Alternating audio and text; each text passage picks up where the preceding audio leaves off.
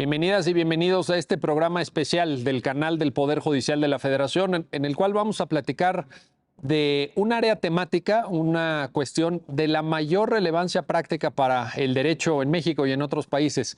Me refiero al razonamiento probatorio, para entender las visiones más modernas, los grandes temas de discusión, los enfoques necesarios para la comprensión de este tema. Le doy la bienvenida al programa a Juan Pablo Vázquez Calvo. Juan Pablo, bienvenido. Gracias, doctor. Un gusto. Qué gusto estar Igualmente, y un aquí gusto con recibirte. ustedes. Gracias.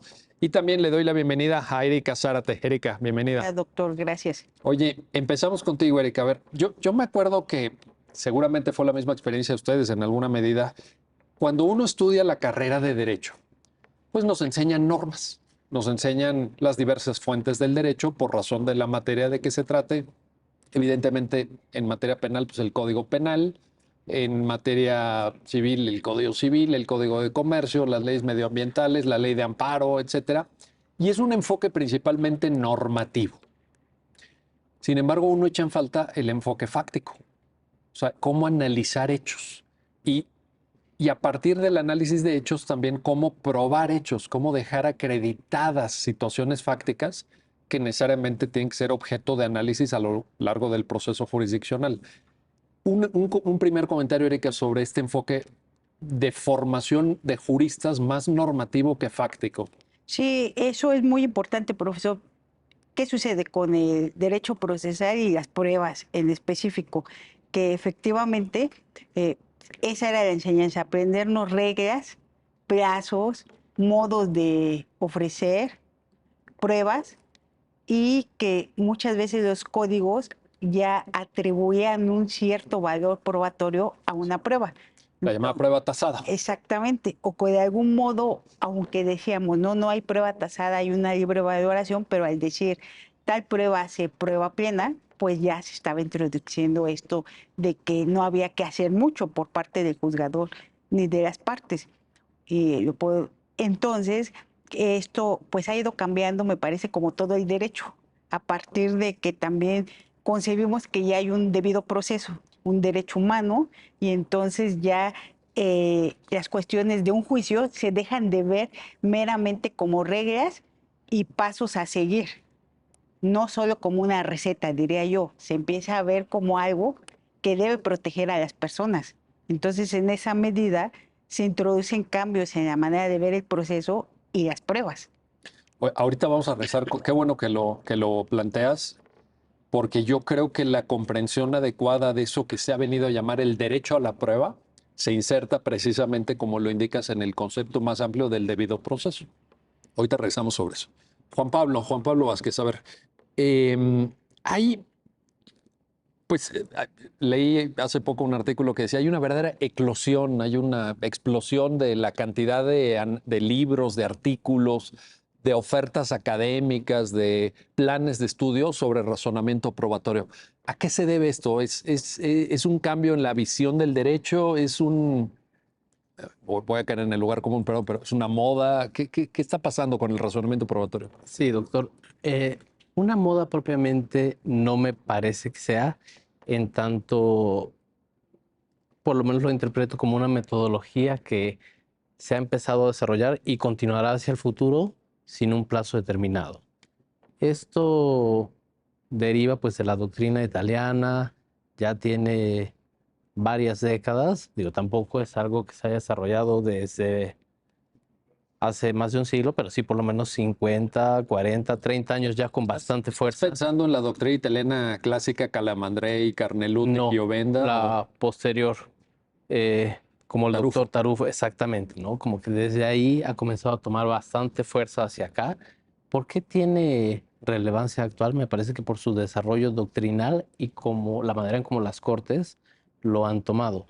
En México, después de 2011 de la reforma, pues se empieza a tener una nueva concepción constitucional y dentro de esa hay reflexiones acerca de cómo se tienen que valorar ciertas pruebas. No es lo mismo cómo se valoraba un testimonio, después vamos a platicar de esto, hace 50 años que ahorita.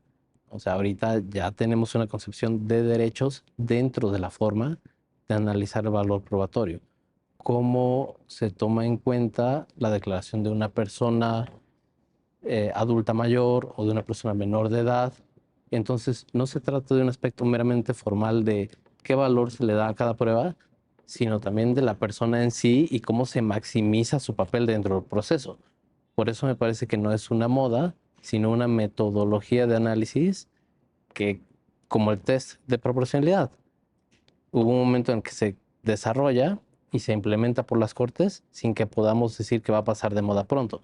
Algo más o menos similar me parece que sucede con esta forma de analizar las pruebas. ¿Y qué aporta el razonamiento probatorio? Cuando nosotros nos familiarizamos con este tipo de doctrinas que puede ser tarufo, evidentemente, y en el ámbito de lengua castellana, estoy pensando en Marina Gascón, en esto que se ha venido a llamar la Escuela de Girona, por ejemplo, con Jordi Ferrer, Carmen Vázquez, digamos, gente que ha dedicado muchos años, muchas horas, mucho esfuerzo a esto. Tu visión como jurista, ¿por qué cambia? ¿Por qué se enriquece? Yo creo que se enriquece, no sé si estás Sí, de acuerdo, mucho. pero ¿por qué? Me parece que aporta objetividad y racionalidad a las decisiones. O sea que esa es la clave de esto, tomar mejores decisiones al momento de resolver. ¿Por qué? Pues porque partes de tener una mejor comprensión o visión de los elementos que te van a hacer decidir, o sea, las pruebas. Ya no se trata simplemente de convencerte o de decir que el juzgador, como dicen los códigos, ¿no?, forme una convicción subjetiva, no, sino que esté obligado a fundamentar y a motivar cómo los elementos de prueba del proceso lo hacen alcanzar cierta conclusión. Y eso solamente redunda en mayor seguridad para las partes del proceso. Que no es poco.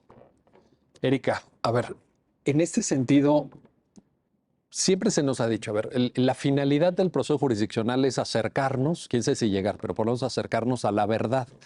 El concepto de verdad lo discute Marina Gascón en este libro famoso de los hechos en el derecho, pues es un concepto de raigambre filosófica, con aportaciones incluso de campos como la lógica incluso, y puede ser discutido y discutible, creo yo. ¿Qué es la verdad en el marco de un proceso judicial o la verdad en general en el conocimiento de los seres humanos? Pero cuando tenemos un razonamiento probatorio moderno, cuando tenemos un razonamiento probatorio bien hecho, como el que ahorita describía Juan Pablo, pues es, es, nos inclina más hacia una comprensión mejor de la verdad, nos satisface más en términos de la finalidad del proceso jurisdiccional. ¿Podríamos afirmar esto? Sí. Esto es una reflexión muy importante, profesor, porque así como dijo Juan Pablo, no es una moda y que yo también suscribo. También hay personas que escriben y dicen, no, y este de razonamiento probatorio no tiene que ser así, tenemos que seguir con las cuestiones meramente procesales. Y es sano decirlo porque el público debe estar enterado de las corrientes que existen, pero porque partimos, me parece, de una confusión de pensar que efectivamente la verdad es el objetivo, porque las personas que escriben de razonamiento probatorio que usted ha mencionado y muchos más, pues le dan un gran realce a la verdad en los juicios. Pero sí, pero Tarufo lo explica muy bien en uno de sus libros, si no mal recuerdo, simplemente La Verdad. Él explica muy bien esta situación en su libro de prueba, que la verdad importa, pero no en sí misma, sino porque esa verdad va a aportar al debido proceso y que se respeten los derechos de las personas en un juicio.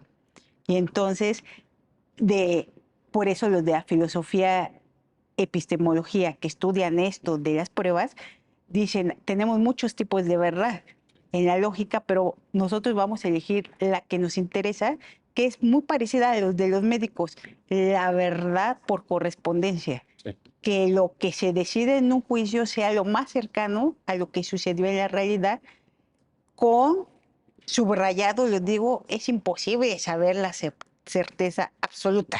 La persona juzgadora no estuvo ahí. No No hay estuvo ahí. forma de... No hay certezas absolutas. Y esto lo toman como una crítica las personas que hacen el razonamiento probatorio, porque dicen, bueno, entonces, ¿cómo vas a condenar a una persona con una posibilidad de certeza?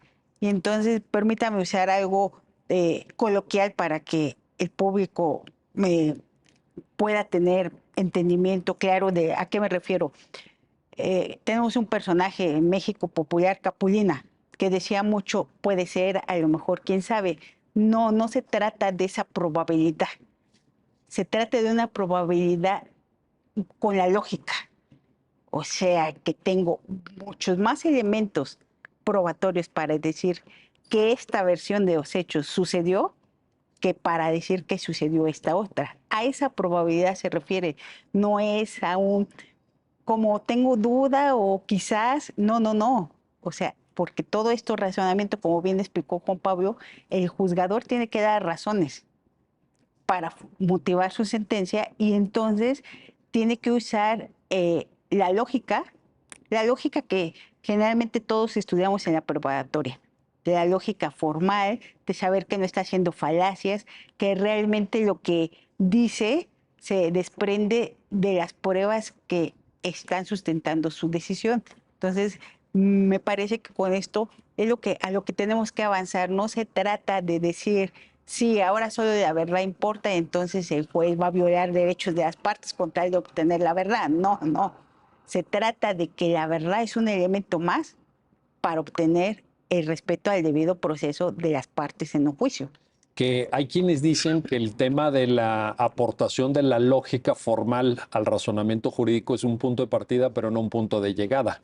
Porque si nos vamos a una visión de la tarea, por ejemplo, de personas juzgadoras, como en el caso de ustedes que se desempeñan en la función jurisdiccional, meramente silogística, nos estaremos perdiendo muchas cosas, como si fuera un razonamiento subsuntivo, donde ya tienes dificultades de encaje de argumentos más sofisticados como la proporcionalidad, la ponderación, etcétera. O sea, lo que quiero decir, Erika, es que la lógica formal es indispensable en la tarea de razonamiento jurídico, sea normativo, sea fáctico, pero no es suficiente, según... Es un elemento más. Es un elemento. Sí. Y es importante, ¿eh? Claro. De hecho, yo siempre he pensado que si nuestras personas juzgadoras en México dominaran a fondo, bueno, todos los juristas, también la parte litigante, obviamente, dominaran la lógica formal, se elevaría muchísimo el nivel de debate jurídico. Ya con eso. Lo que pasa es que ya puestos a pedir, ahora sí que, ¿no? Si escribimos nuestra carta a Santa Claus, si quieren ustedes, pues yo sí pediría una formación de lógica formal y más allá, ¿no? Y que incorporara este método sofisticado. Ahora, Juan Pablo, decía Erika algo muy importante. Razonamiento probatorio y debido proceso. Y te lo planteo porque a mí me da la impresión que en México estamos viviendo, recupero esta famosa expresión de Ricardo Guastini, un proceso de constitucionalización del ordenamiento jurídico que afecta también temas de razonamiento probatorio. Es decir, no me parece que el razonamiento probatorio sea ajeno a los mandatos de derechos humanos, a los mandatos del orden constitucional y que quede, como durante muchas décadas quedó, a un plano de mera legalidad. O sea, las pruebas son mera legalidad. Están en los códigos, están en la ley. No, yo creo que tiene, pero ahí es donde te pido tu opinión, yo creo que el razonamiento probatorio tiene una dimensión constitucional que entra a través de lo que Erika sugería del concepto del debido proceso. ¿Tú qué piensas al respecto? Estoy de acuerdo, creo que sí tiene una dimensión constitucional, esto es muy, muy importante. Si lo vemos en forma esquemática o de diagrama, pues podemos pensar en un círculo grande que tiene el derecho de acceso a la justicia dentro del debido proceso, dentro de las partes del debido proceso, ser notificado, alegar la decisión.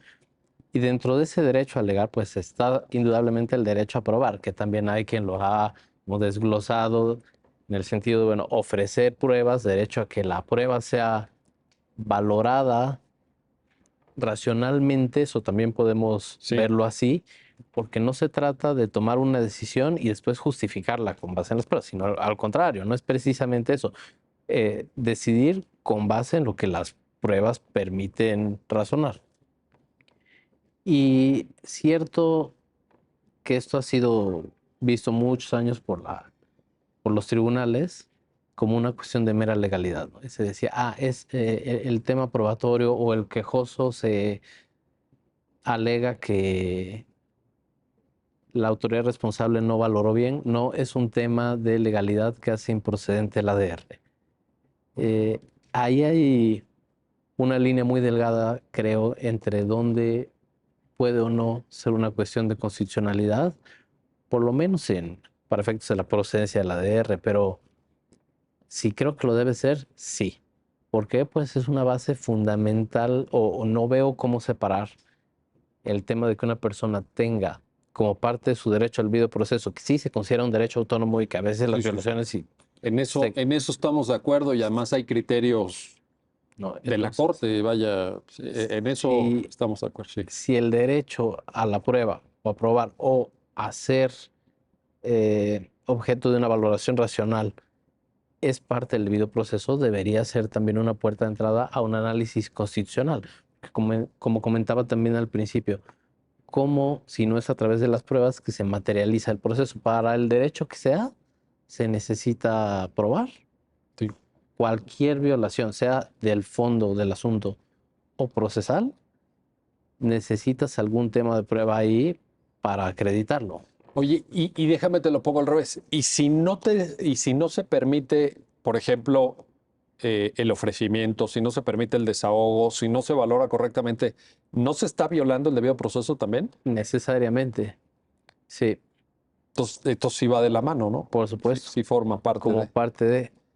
Y yo creo que ahí serviría mucho, lo digo a título personal, un criterio, digamos, que pudiera ser más objetivo en términos de hasta dónde llega la trascendencia constitucional de cuestiones probatorias, porque hay algunos pronunciamientos de la Suprema Corte que sí admiten esto y por tanto señalan que es procedente un amparo directo en revisión, y hay otros que dicen no, Porque es pura legalidad. porque es pura legalidad. Entonces queda un poquito, Difusa la me da la línea. impresión, sí, ¿no? Lo está. Sí, ¿no? Y yo también creo que sería bueno un parámetro de en qué punto el análisis del razonamiento probatorio hecho por la autoridad sí puede constituir o no una cuestión constitucional.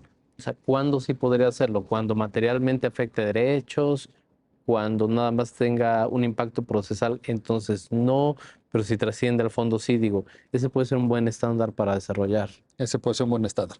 A ver, Erika, regreso contigo. Sí, efectivamente, Juan Pablo decía, bueno, una vez que nosotros aceptamos que el razonamiento probatorio conforma en alguna medida, no agota, pero ciertamente participa de ese concepto más amplio que tú proponías al inicio, que es el debido proceso, podemos ir desagregando partes del razonamiento probatorio y una de ellas, decía Juan Pablo y decía muy bien, es el ofrecimiento probatorio. Te lo quiero plantear para efectos de que nos ayudes a entender los criterios de admisibilidad. Es decir, una de las partes ofrece la prueba, pero la autoridad jurisdiccional tiene que decir que sí y que no entra para efectos de que en el proceso haya desahogo y posteriormente valoración. ¿Cómo estamos en materia de criterios de admisibilidad probatoria? ¿A dónde volteamos a ver para entender esto? Es que tenemos que tener claro que este razonamiento probatorio tiene un amplio desarrollo doctrinal y en la Corte mexicana, pero que las normas que tenemos no están construidas a partir de estas teorías de razonamiento probatorio. Eso es importante, o sea, siguen construidas pues a partir de las cuestiones procesales, que ya dije, reglas y como recetas, digámoslo así, de cómo hacer algo en un juicio. Entonces, a partir de esto, depende de la codificación o la legislación de la materia, vamos a encontrar qué es lo que nos pide el legislador para que una prueba entre al juicio. En el sentido general, siempre nos van a decir que sea idónea y pertinente, es decir, que tenga relación con lo que se esté discutiendo en el caso y que sea la prueba correcta para eso. Lo explico con un ejemplo. Si estamos discutiendo en el caso sobre la guardia y custodia de unos menores, alegando que uno de los padres o la madre no es apto para tenerla, pues posiblemente tengamos que ofrecer una prueba pericial en psicología, evaluando a los menores con su convivencia con los padres y su entorno. Si yo viniera a querer ofrecer una prueba documental de cartas de amor que quisiera yo probar que el padre o la madre tienen otra relación, pues no es una prueba idónea para ver si la estabilidad emocional de los niños o niñas. Entonces, de eso se trata. Y en general ese es el parámetro. Pero me parece que nos hemos enfocado mucho y las cortes han hecho mucho aquí en México, en Latinoamérica y en otros países de Europa y en el mismo Estados Unidos sobre usar esto de razonamiento probatorio para valorar.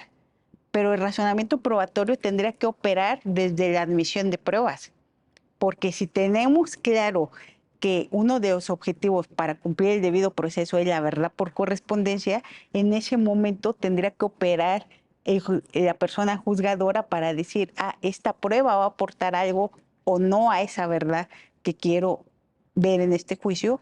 ¿Y por qué lo digo? Porque, por ejemplo, podemos seguir teniendo codificaciones que digan, yo más de 3 testigos no puedo admitir. Correcto. Porque esa es la regla. Esa es la regla para que yo te admita. Y no necesariamente eso puede ser compatible con la idea de debido proceso y la verdad por correspondencia. Y además porque decíamos, bueno, acercarnos de manera probabilística, no con una certeza absoluta, con niveles o grados de probabilidad a la verdad por correspondencia, es uno de los fines del proceso, pero el propio Tarufo dice, pero no es el único fin del proceso, hay otros, y uno de ellos tiene que ver con economía procesal, tiene que ver con el hecho de que el proceso, si quiere alcanzar sus fines, tiene que transcurrir con cierta celeridad, ¿no? Esto que a veces se dice coloquialmente, justicia retardada no es justicia. Si nosotros no somos claros en los criterios de admisibilidad probatoria y aceptamos lo que llegue, oye, ¿cuántos testigos ofreció? 25 testigos. Pues que todos vengan y que todos cuenten y que todos platiquen. Pues a lo mejor ese proceso se va a demorar 5 años, ¿no? Entonces, a mí me parece, Erika, que necesitamos criterios mucho más claros. Incluso pienso que la práctica jurisdiccional mexicana es un poco laxa en admisibilidad probatoria y que luego las personas juzgadoras aprietan más en valoración probatoria. Y en admisibilidad hay una cierta laxitud, pero va en contra del principio de celeridad, de economía procesal, etcétera, ¿no? Si me permite el Por comentario. favor, Juan Pablo. Incluso podría ser que operara desde un poquito antes de la admisibilidad, desde que el litigante la está ofreciendo, ¿no? O sea, desde ese momento puede empezar a tomarse en cuenta, bueno, qué pruebas tengo que ofrecer y cuántas. O sea, incluso un escalón antes de entrar propiamente al proceso, sino de preparar el litigio. Pero ahí, ¿cómo interactúa? Porque, a ver, desde el punto de vista de los abogados y abogadas postulantes, pues ellos casi en el afán de dar un mejor servicio a sus clientes, a sus personas representadas, pues van a intentar ofrecer el mayor acervo probatorio posible. Si nosotros vamos con todo, ¿no? Lo que yo pueda juntar como abogado, pues yo te lo voy a poner en la mesa. Ahí, ¿cómo interactúa eso con criterios? Decía muy bien Erika, la prueba tiene que ser pertinente, la prueba tiene que ser relevante, la prueba tiene que ser idónea. Y hay criterios de no sobreabundancia, por ejemplo, también. Exacto, por ejemplo. ¿No? O sea, pensar en, bueno, a lo mejor no es necesario que ofrezca 20 testigos, que además no se puede, es un decir, porque si todos van a declarar exactamente sobre lo mismo, puede incluso provocar un efecto no deseado, o sea, saturación o provocar inconsistencias. Entonces, sí necesitaremos, se los digo de manera provocativa, pues si no, no es necesario contestar a fuerzas, pero se los planteo. Necesitaremos elevar el nivel de exigencia de admisibilidad probatoria. Es decir, estos 3 criterios tradicionales que mencionamos, que son pertinencia, relevancia y idoneidad, ¿tomárnoslo más en serio, Juan Pablo? ¿O así como estamos bien? Si se les da una buena operatividad, creo que puede ser beneficioso siempre y cuando tampoco se limite nunca el derecho a probar. Digo, no estoy intentando contradecir lo que acabo de decir, pero sí hay que encontrar un punto ahí razonable. ¿Y si es posible o no? ¿O es un Pues equilibrio? es difícil, pero creo que el equilibrio se tiene que buscar. Es un equilibrio a lo mejor inestable, aunque suene contradictorio. Si me permite dar una opinión, profesor, yo creo que sí es posible y también con las herramientas teóricas de razonamiento probatorio. ¿Qué es lo que quiero decir? Es lo siguiente, ya dijimos, pues nos va a dar reglas el código para qué pruebas puedo admitir. Y Juan Pablo se fue un paso más atrás. No solo es que le toca a los jueces, sino también a los litigantes que sepan qué tienen que ofrecer. Y para eso hay una idea dentro del razonamiento probatorio que se llama estándar de prueba. Si el legislador nos define que mi estándar de prueba va a ser, lo voy a decir en sentido didáctico, como un termómetro, saber cuántas rayitas tengo que tener en ese termómetro para la materia que corresponda, para que el juez pueda decidir que algo está aprobado. Ah, si yo fuera litigante y veo esa norma, entonces, y conozco las reglas de admisión, yo sé qué tipo de pruebas tengo que llevar al juicio para cumplir ese estándar y que yo pueda lograr que mis enunciados sobre los hechos sean probados. Entonces, sí podemos tener esa herramienta, pero es algo que es muy ajeno al sistema jurídico, diría yo, iberoamericano, y que lo tenemos y que hemos empezado a hablar de él a partir del proceso penal, Sí, con más allá de toda duda claro, razonable. porque ahí el estándar es muy exigente. Pero si volteamos a ver, por ejemplo, dos materias, que es civil, familiar e incluso medio ambiente, en Estados Unidos tienen construido estándares para materia familiar y para materia civil, y que la Corte Mexicana en algunos asuntos de la primera sala ha hablado de ese estándar probatorio. Pero también si vemos, por ejemplo, Chile, que tienen tribunales en materia ambiental especializados, sus sentencias tienden a fijar un estándar de prueba también en esta materia tan especializada como el medio ambiente. Y muchos dicen, los que piensan que el razonamiento probatorio es una moda, pero es que ¿para qué nos sirve un estándar si el juez sabe valorar y demás? Sí, pero precisamente para evitarnos que desde el proceso o entren pruebas que no van a ser necesarias y se haga un proceso lento, o para que las partes no se den cuenta al final del proceso que les faltaron pruebas que ofrecer. No alcanzaron a satisfacer el umbral. Exactamente.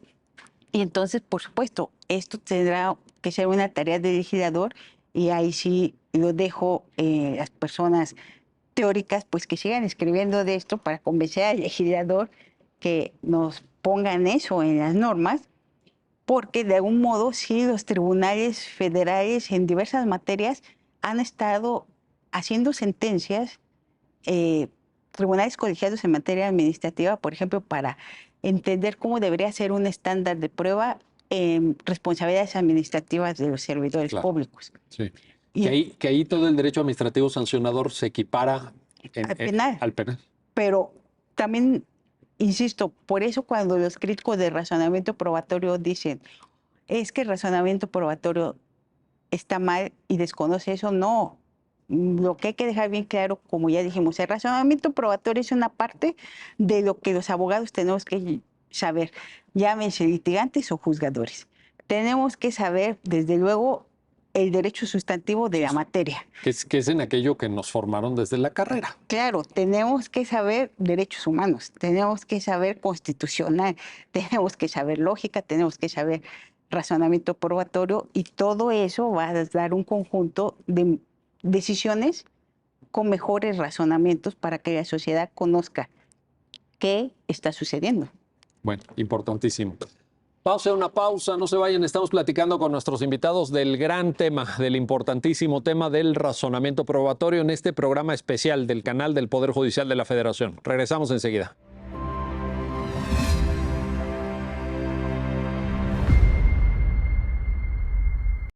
Ya estamos de vuelta, ya estamos de regreso en este programa especial del canal del Poder Judicial de la Federación. Estamos platicando con nuestros invitados del tema razonamiento probatorio.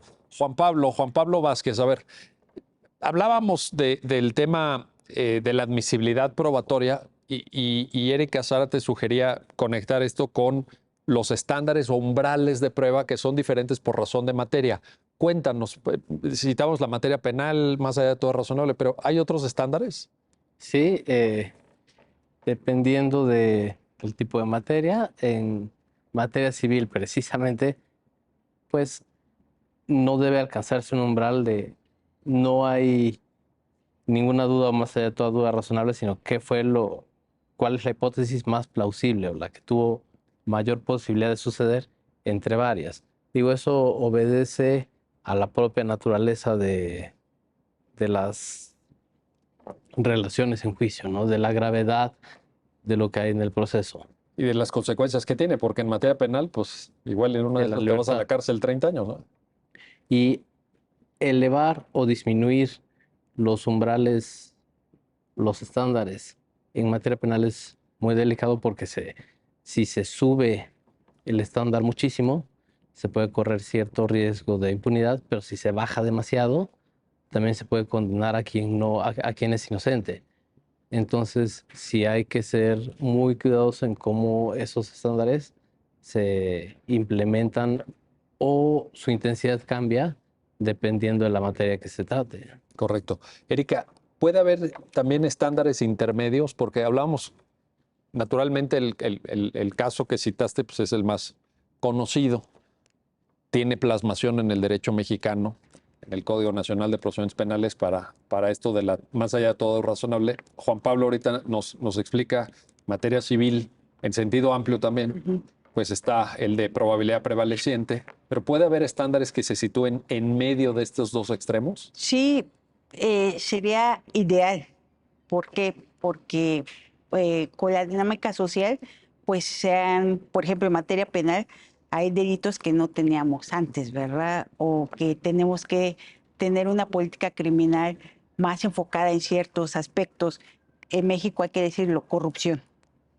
Y entonces puede ser que esos aspectos de probar los hechos para acreditar el delito de corrupción sean más difíciles para la parte que investiga y que va a ser fiscal.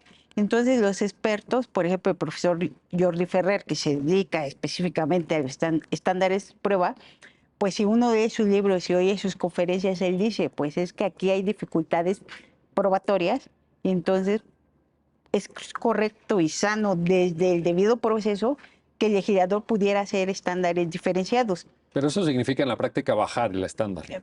Puede ser que sí, puede ser Para un que Estado autoritario como el mexicano lo veo completamente improcedente. puede ser que sí, puede ser que no, depende porque como sociedad, pues por eso los estándares los debe definir el legislador, Yo estaría por más seguridad yo jurídica. estaría más a favor, Erika, de... Pero si me permite dar otro ejemplo, y ahorita me dice el profesor. No, nada más, no, espérame, déjame sí. apuntar aquí. A lo mejor, porque es una notita de página, Sí. no tiene mayor relevancia, pero a lo mejor, más que rebajar umbrales o estándares, pensar en distribución de carga dinámica probatoria, alguna cosa así, pero te lo digo porque bajar estándares, si ya de por sí el proceso penal y de responsabilidades administrativas me parece fuertemente autoritario, yo creo que es muy delicado. Pero le voy a dar otro tema. Venga, otro. Por ejemplo, el juez Nicolás Esquiavo de Argentina, que también se dedica a los temas de razonamiento probatorio y es un juez penal, él ha escrito, por ejemplo, el estándar de más allá de toda duda razonable es efectivo para los casos de violencia contra la mujer. Necesitaríamos otra forma cuando tenemos que casi todos son realización oculta y no vamos a tener otras pruebas. Y entonces hay una gran discusión. Lo que quiero decir es, lo que estoy diciendo es que no es que estoy exponiendo verdades absolutas, profesor. Lo que quiero decir y que el público le quede claro es que no es fácil lo de estas decisiones por la complicación ya en la vida de cada sociedad. Sí. Y Oye, entonces, perdón, y hay esa discusión y lo que quiero ya nada más dejar como firmeza, por eso es que todos los teóricos hablan, esa tiene que ser una decisión del legislador. la fijación del umbral. La fijación del Pero umbral, actualmente en México eso no pasa. eso no sucede. Pero entonces, lo que quiero decir es que el trabajo de razonamiento probatorio no es cierto que nada más le corresponde a los jueces. Ya Juan Pablo dijo, también le corresponde a los Y litigantes, tiene toda la razón. pero también le corresponde a los legisladores. Sí, ahí ojalá que te estén escuchando. Oye, y para añadir un elemento más, pensamos, por ejemplo, en esto que decían, más allá de todo razonable, probabilidad prevaleciente, estándares intermedios. La Corte Mexicana ha fijado estándares intermedios para temas de adopción internacional, por ejemplo, para temas de pérdida de patria potestad, que es una decisión durísima, ¿no? Muy sensible, y entonces no nos vamos a ir con un estándar como si estuviéramos decidiendo la vigencia del contrato de alquiler del departamento de no sé dónde, ¿verdad? No estamos decidiendo si una persona mantiene su vínculo de patria potestad con su descendiente o no. Es algo muy delicado. Pero te agrego, Erika, un elemento adicional. La discusión que creo que en México no ha habido de estándares probatorios para decisiones al interior del proceso. Te pongo el caso más obvio. ¿Qué requisitos tienen que acreditar para el dictado de un auto de vinculación a proceso en materia penal o para la fijación de una medida precautoria, una medida cautelar en el marco de un proceso civil donde pueda haber sospechas de violencia de género, etcétera? ¿Hemos discutido eso? ¿Tenemos claridad en ese punto? Bueno, pues sí hay libros, ya hay libros. Hay un muy buen libro de un defensor de oficio que habla sobre los estándares de prueba en auto de vinculación a proceso, que no puede ser el mismo que el de sentencia, de la decisión. Y la tendencia también es que medidas cautelares, pues los jueces están construyendo esta situación de que no puedo decir que en este momento del juicio voy a tener todas las pruebas. Sí, no, porque Porque- falta el desahogo, porque, falta... y depende de lo que quiero probar Sí. y las normas que quiero probar. Entonces no es lo mismo lo que voy a acreditar de un delito que en el 20 constitucional me dice que debe ser más allá de toda duda razonable que lo que debo acreditar para dictar una medida cautelar. Y eso se podría dar en todas las materias, En profesor. todas, en todas. En el juicio de amparo, me parece y me atrevo a decir que faltaría mucha construcción de razonamiento probatorio. Lo pongo con un ejemplo, la materia medioambiental, que sabemos que tiene un principio de precaución, Es correcto. que se ha analizado mucho ya cuando es la decisión final y la sentencia. Pero para mí, ese principio de precaución también tendría que activarse y tener un estándar de lo que tengo que tener de prueba para cuando voy a admitir una demanda del juicio de amparo.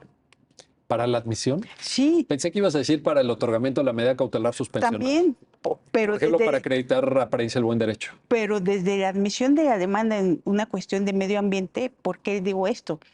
Porque con los criterios de legitimación Sí. que tenemos, el interés legítimo, pues decimos, esta persona se tiene que ver beneficiada.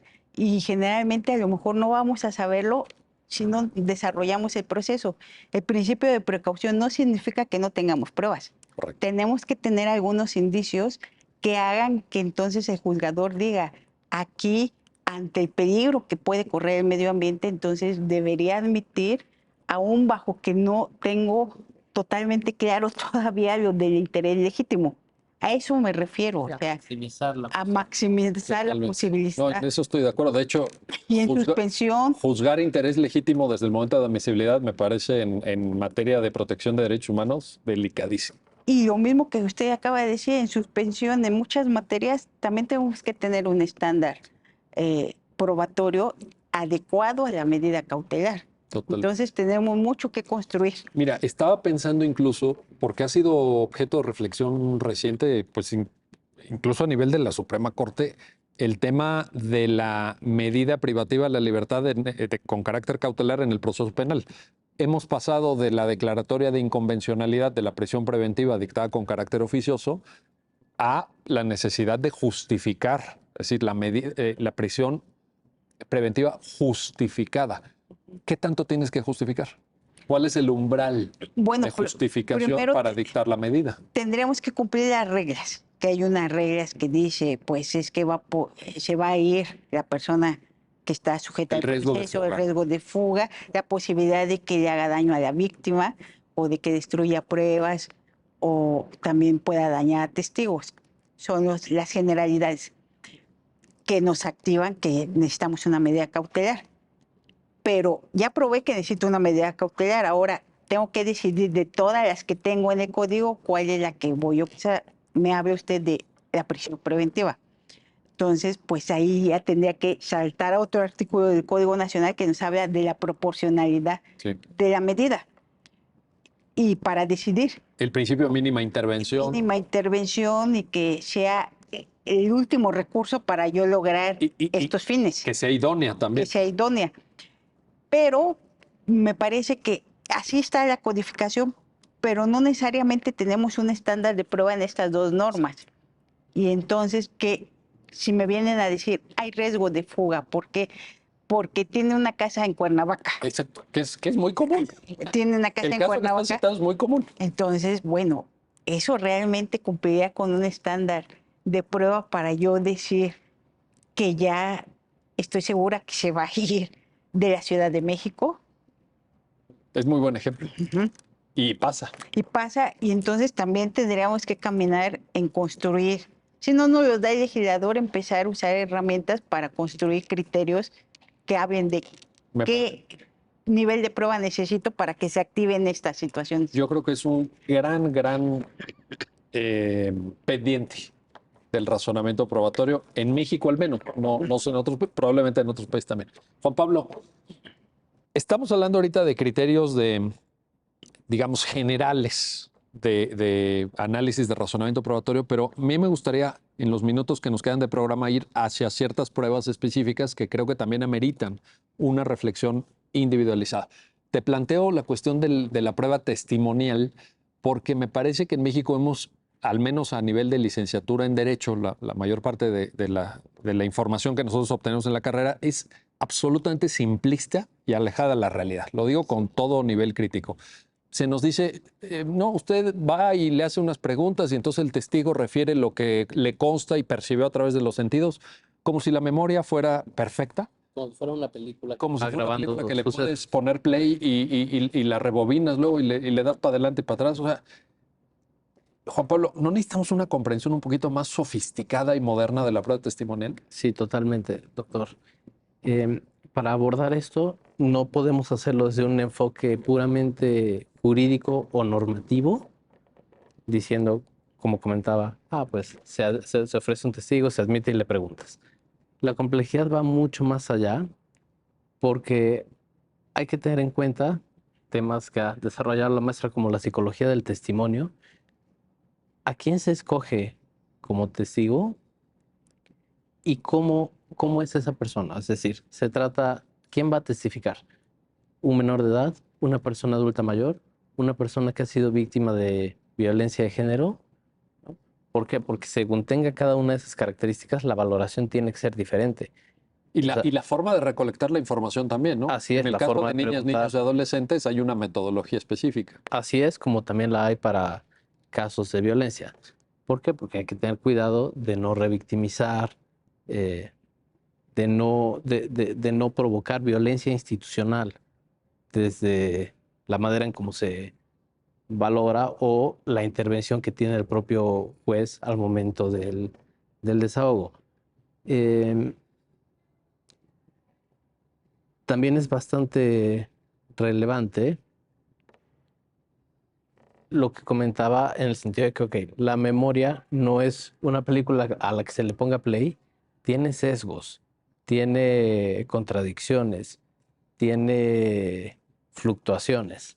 Entonces no podemos esperar que las declaraciones sean completamente perfectas y el valor dependerá de cada caso en particular.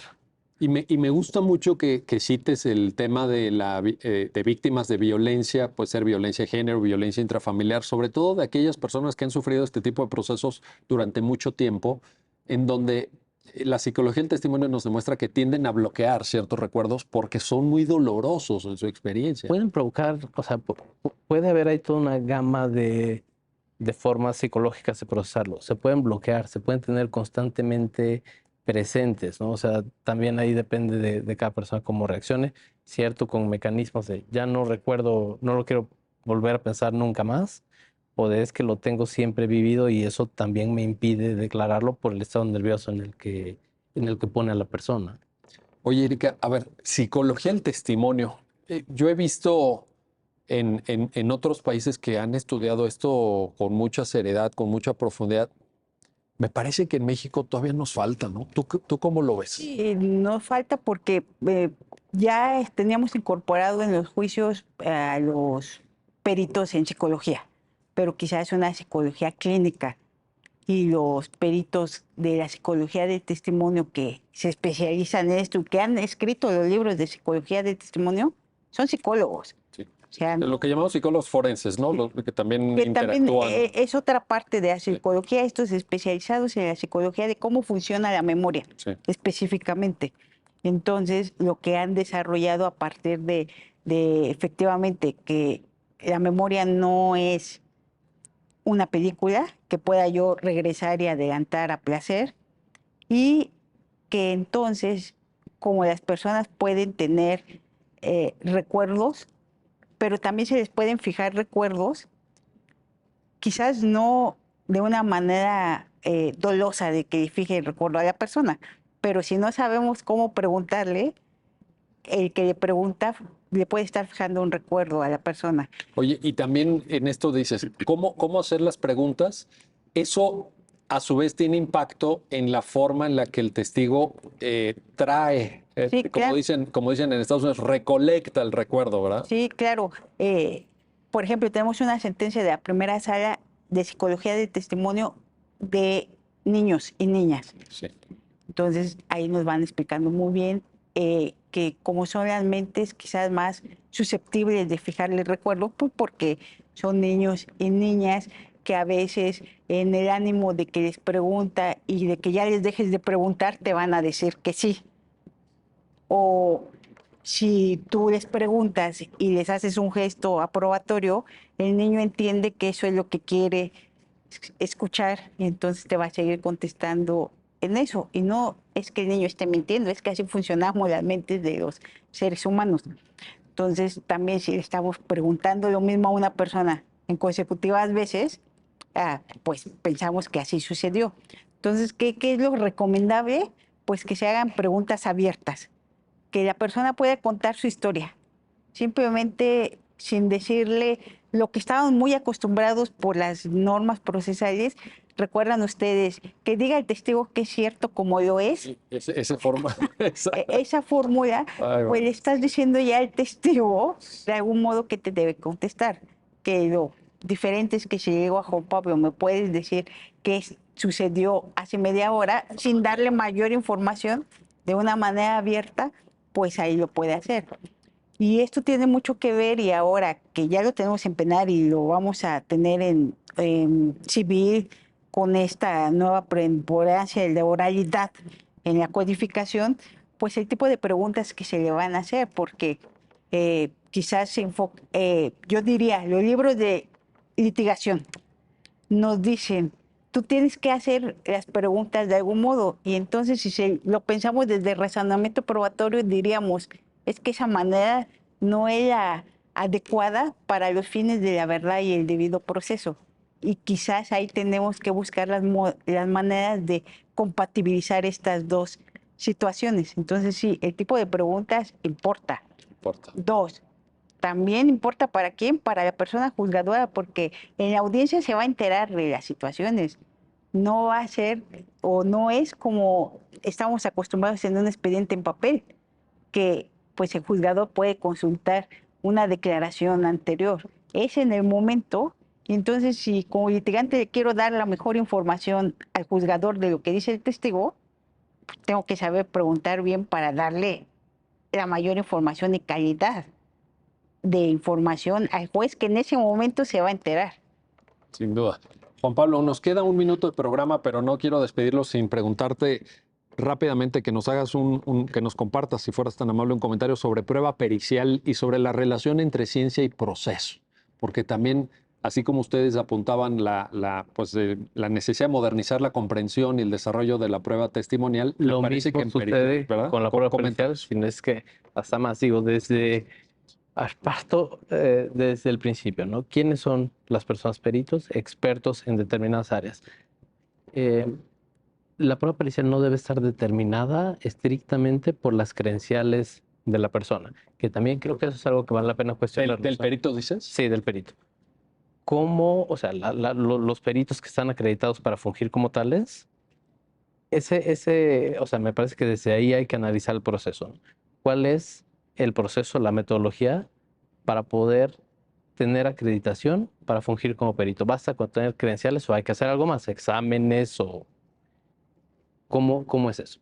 Luego, los criterios de admisibilidad de la prueba pericial, que se ha comentado mucho últimamente, estándares que se adoptan de sentencias americanas. La Suprema Corte los plasmó en una contradicción de tesis, ¿no?, respecto a la utilización de la prueba científica.